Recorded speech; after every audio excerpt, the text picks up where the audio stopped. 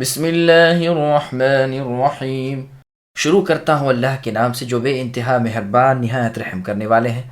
الہاکم التکاثر حتی زرتم المقابر کلا سوف تعلمون ثم کلا سوف تعلمون کلا لو تعلمون علم الیقین لترون الجحیم ثم لترونها عین الیقین ثم لتسألن يومئذ عن النعیم۔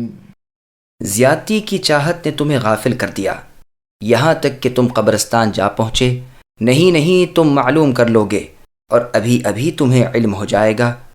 یوں نہیں، اگر تم یقینی طور پر جان لیتے بے شک تم جہنم دیکھ لوگے اور تم اسے یقین کی آنکھ سے دیکھ لوگے، پھر اس دن تم سے ضرور بالضرور نعمتوں کا سوال ہوگا۔ سامعین، اب ان آیتوں کی تفسیر سماعت کیجیے۔ دنیا کی محبت میں آخرت سے غفلت خطرناک ہے۔ ارشاد ہوتا ہے کہ دنیا کی محبت، اس کے پالنے کی کوشش نے تمہیں آخرت کی طلب اور نیک کاموں سے بے پرواہ کر دیا۔ حسن بصری رحمۃ اللہ علیہ فرماتے ہیں کہ مال اور اولاد کی زیادتی کی ہوس میں موت کا خیال پرے پھینک دیا۔ صحیح بخاری کتاب الرقاق یعنی دلوں کو نرم کرنے کی کتاب میں ہے کہ ابی بن کعب رضی اللہ عنہ فرماتے ہیں، لو کان لابن آدم واد من ذهب، یعنی اگر ابن آدم کے پاس ایک جنگل بھر کر سونا ہو۔ اسے ہم قرآن کی آیت ہی سمجھتے رہے یہاں تک کہ الہاکم التکاثر نازل ہوئی۔ مسند احمد میں ہے کہ عبداللہ ابن شخیر رضی اللہ عنہ فرماتے ہیں کہ میں رسول اللہ صلی اللہ علیہ وسلم کی خدمت میں جب آیا تو آپ اس آیت کو پڑھ رہے تھے۔ آپ نے فرمایا، ابن آدم کہتا رہتا ہے کہ میرا مال میرا مال، حالانکہ تیرا مال تو صرف وہ ہے جسے تو نے کھا کر فنا کر دیا یا پہن کر پھاڑ دیا یا صدقہ دے کر باقی رکھ لیا۔ صحیح مسلم میں اتنا اور زیادہ ہے کہ اس کے سوا جو کچھ ہے اسے تو لوگوں کے لیے چھوڑ چھاڑ کر چل دے گا۔ بخاری کی حدیث میں ہے کہ میت کے ساتھ یعنی مرنے والے مردے کے ساتھ 3 چیزیں جاتی ہیں، جن میں سے 2 تو پلٹ آتی ہیں، صرف ایک ساتھ رہ جاتی ہے، گھر والے، مال اور اعمال۔ اہل و مال تو لوٹ آئے، عمل ساتھ رہ گئے۔ مسند احمد کی حدیث میں ہے کہ ابن آدم بوڑھا ہو جاتا ہے لیکن 2 چیزیں اس کے ساتھ باقی رہ جاتی ہیں، لالچ اور امنگ یعنی آرزویں اور امیدیں۔ ضحاک رحمۃ اللہ علیہ نے ایک آدمی کے ہاتھ میں درہم دیکھ کر پوچھا کہ یہ درہم کس کا ہے؟ اس نے کہا میرا۔ فرمایا تیرا تو اس وقت ہوگا کہ کسی نیک کام میں تو خرچ کر دے یا بطور شکر اللہ تعالیٰ کے خرچ کرے۔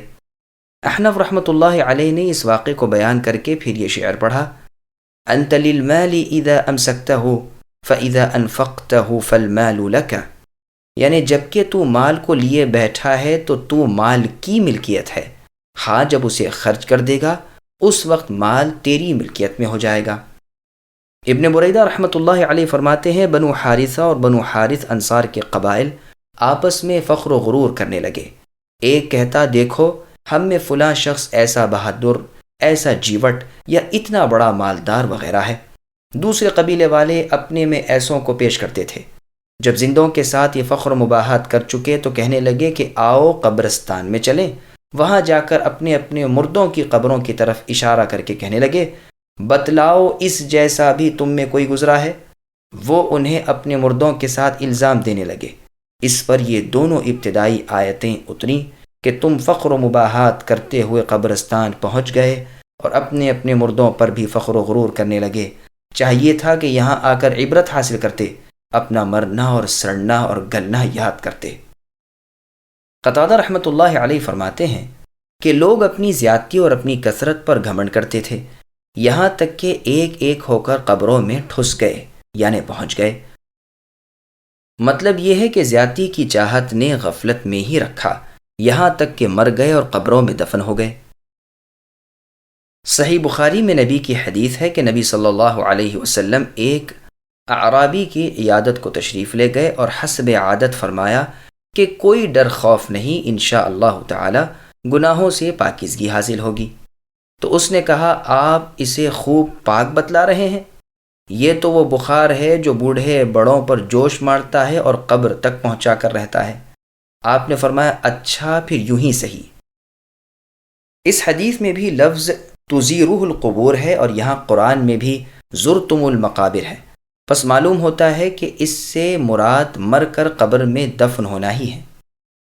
ابن ابی حاتم میں ہے کہ عمر بن عبد العزیز رحمۃ اللہ علیہ نے اس آیت کی تلاوت کی، پھر کچھ دیر سوچ کر فرمانے لگے، میمون، قبروں کا دیکھنا تو صرف بطور زیارت ہے، اور ہر زیارت کرنے والا اپنی جگہ لوٹ جاتا ہے، یعنی خواہ جنت کی طرف خواہ دوزخ کی طرف۔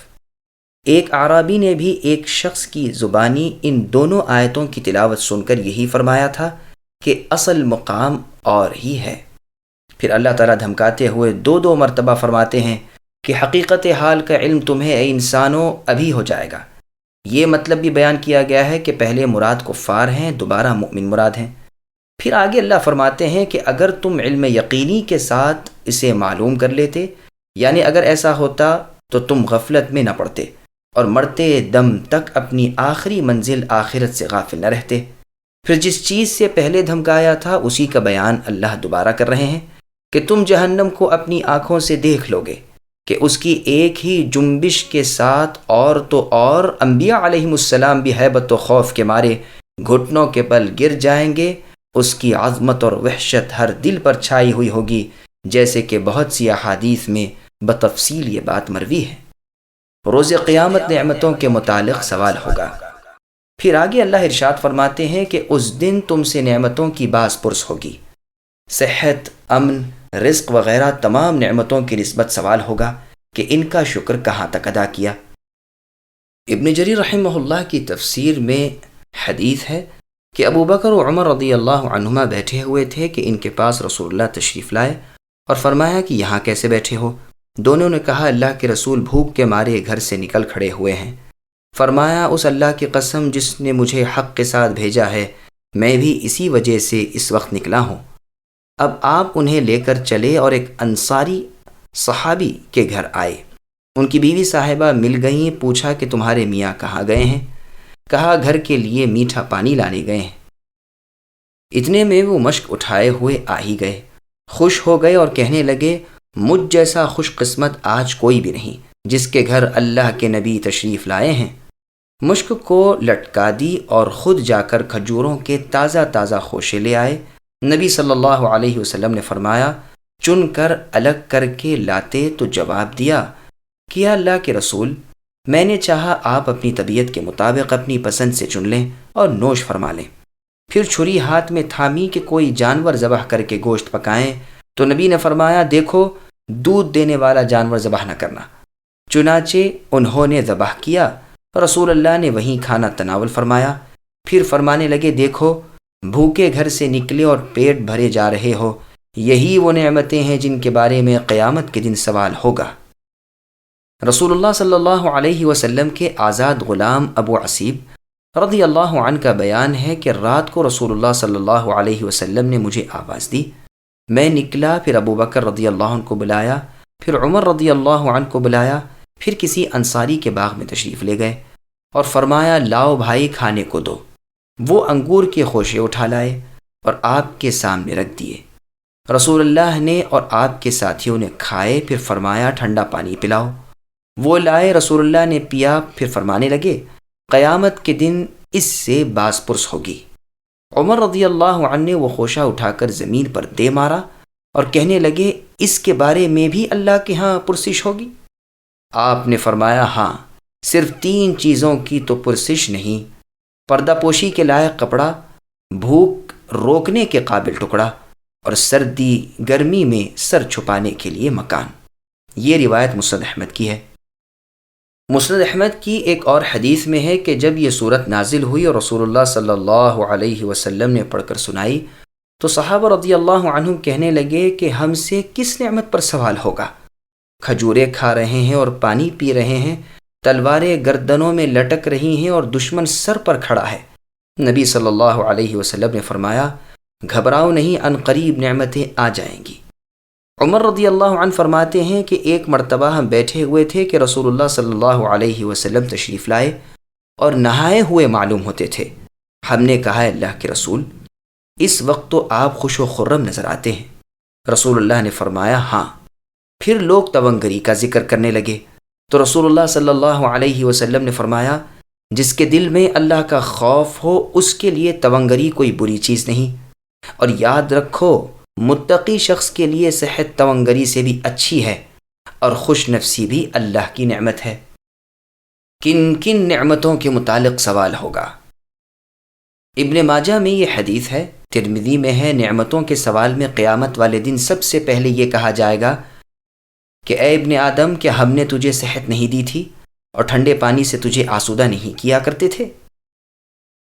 ابن ابی حاتم کی ایک اور روایت میں ہے کہ امن اور صحت سے سوال ہوگا، پیٹ بھر کھانے سے، ٹھنڈے پانی سے، سائے دار گھروں سے، میٹھی نیند سے بھی سوال ہوگا، شہد پینے سے، لذتیں حاصل کرنے سے، صبح شام کے کھانے سے، گھی، شہد اور میدے کی روٹی وغیرہ، غرض ان تمام نعمتوں کے بارے میں اللہ کے ہاں سوال ہوگا۔ ابن عباس رضی اللہ عنہما اس کی تفسیر میں فرماتے ہیں کہ بدن کی صحت، کانوں اور آنکھوں کی صحت کے بارے میں بھی سوال ہوگا کہ ان طاقتوں سے کیا کیا کام کیے۔ جیسے قرآن کریم میں ہے، اللہ تعالیٰ نے فرمایا، ان السمع والبصر والفؤاد كل اولئک کان عنہ مسئولا، ہر شخص سے اس کے کان، اس کی آنکھ اور اس کے دل کے بارے میں بھی پوچھ ہوگی۔ صحیح بخاری وغیرہ کی حدیث میں ہے کہ دو نعمتوں کے بارے میں لوگ بہت ہی غفلت برت رہے ہیں، صحت اور فراغت، یعنی نہ تو ان کا پورا شکر ادا کرتے ہیں، نہ ان کی عظمت کو جانتے ہیں، نہ انہیں رب کی مرضی کے مطابق صرف کرتے ہیں۔ مسند احمد کی مرفوع حدیث میں ہے کہ اللہ عز و جل قیامت کے دن فرمائیں گے، اے ابن آدم، میں نے تجھے گھوڑوں پر اور اونٹوں پر سوار کرایا، عورتیں تیرے نکاح میں دیں، تجھے مہلت دی کہ تو ہنسی خوشی، آرام و راحت سے زندگی گزارے، اب بتا کہ اس کا شکریہ کہاں ہے؟